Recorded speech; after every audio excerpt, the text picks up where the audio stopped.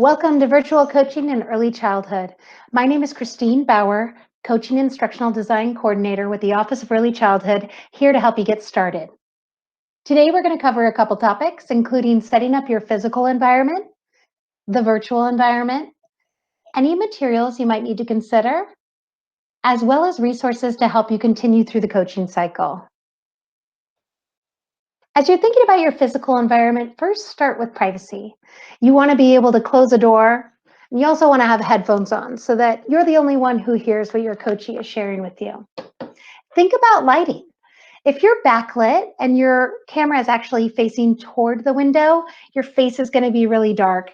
And the same goes for if all of your windows are open, you could end up being pretty washed out and difficult to see.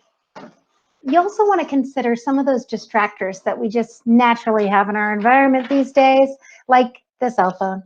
Put that on silent, and also think about how your email notifications may or may not bother you at this time. When you're thinking about material setup, it's going to be a little bit different than it has in the past. Well, we might still be using our action planning form. After you fill it out, you can just take a quick picture and send it via email to your coachee so that they have that to refer to too. You can also use a digital planning form if that works easier for you. I also like to make sure that I have things that are going to be supportive of my reflection and my supporting reflection of my coachee right there next to me, available before we start. So prepare all of those resources before you get going. Your video conferencing platform that you choose, like Zoom or Google Hangouts, to name just a couple, is really going to help you stay organized, because some of those platforms, you're going to be able to include documents before you even start the session that your coachee might be able to review. You can also have an agenda in there or anything else you want to keep in mind, links or videos to watch. Each video conferencing platform has a different way to ensure confidentiality, but you want to make sure that the one that you choose is either the one endorsed by your organization, or it's one that allows only you and your coachee, the person you invited to the meeting, to join.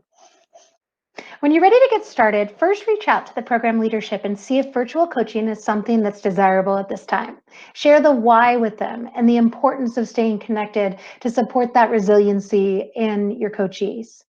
Then, once you get the go-ahead, go through a technology check with each of them.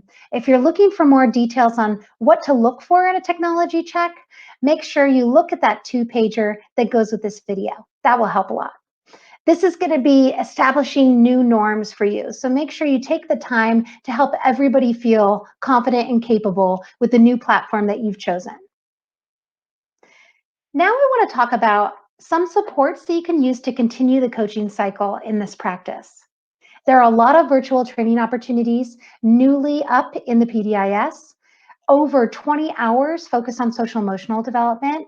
And right now we might really want to target topics that are going to be especially relevant to our teachers, including trauma-informed practice or resiliency. So you might also find that doing some reflective activities with your coachees are a great way to spend time together, as well as time in between your coaching sessions. For example, you might want to think through some of these pieces, like the relationship quilt. Who is it that's out there to support the coachee at this time? What are some goals that they have in connecting with those people?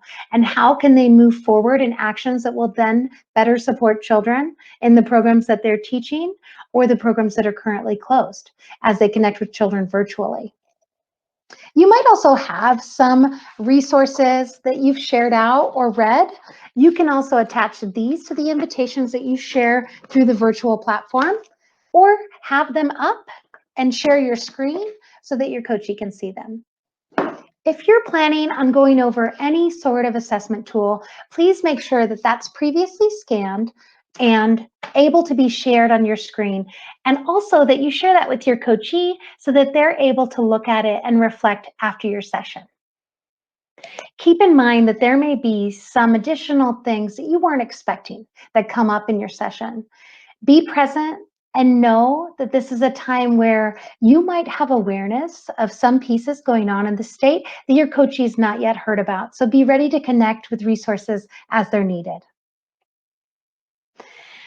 And most of all, Get ready to practice, practice, practice, because that's how we get comfortable. And much like in our teaching, we need to do it in our coaching. So thank you for embracing this new practice, exploring, being curious, and being willing to experiment, because you're allowed to be both a masterpiece and a work in progress simultaneously, because we all are. And that's what we need right now.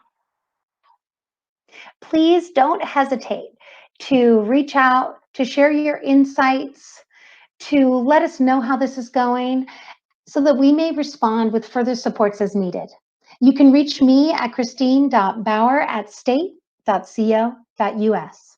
I look forward to hearing from you.